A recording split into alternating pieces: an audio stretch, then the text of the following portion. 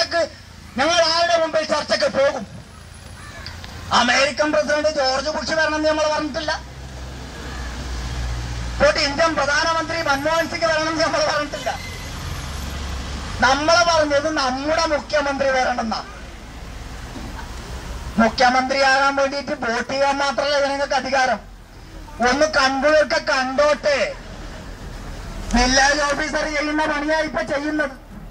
Village officer പോസിറ്റീവാ, സമ്മതിച്ചു.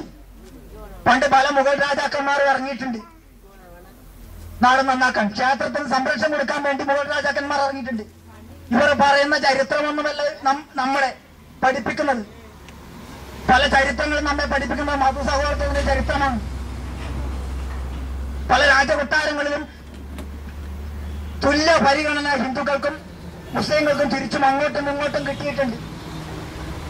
റാണി ലക്ഷ്മിബായി വെട്ടേറ്റ് വീണപ്പോൾ അതിൽ എത്രയോ അന്നത്തെ മുസ്ലിം രാജാക്കന്മാർ പ്രതിഷേധിച്ചിട്ടുണ്ട്. ഇന്ത്യൻ സ്വാതന്ത്ര്യ ചീച്ചോളയിലേക്ക് എടുത്തെറിയാൻ വേണ്ടി തന്ത്രത്തോടെ ഇറങ്ങിയവരാണ് അന്നത്തെ ഭരണാധികാരികൾ.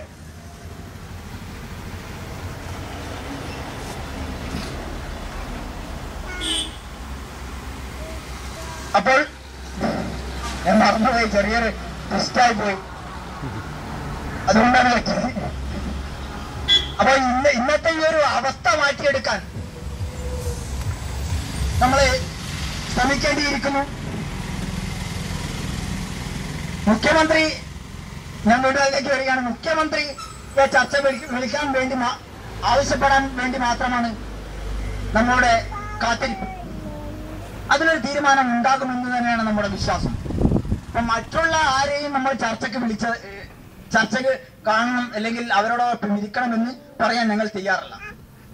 കാരണം പരാജയപ്പെട്ടുകൊണ്ടിരിക്കുന്ന നമ്മുടെ ഭരണാധികാരികളുടെ ഇടയിൽ പിന്നെയും അവരോട് തന്നെ ചർച്ച ചെയ്യണം എന്ന് ആവശ്യപ്പെടുന്നതിൽ എന്താണ് ഒരു യുക്തി? ഈ ഒരു വാക്ക് ചെറോറക്കാരോട് പറഞ്ഞിരുന്നു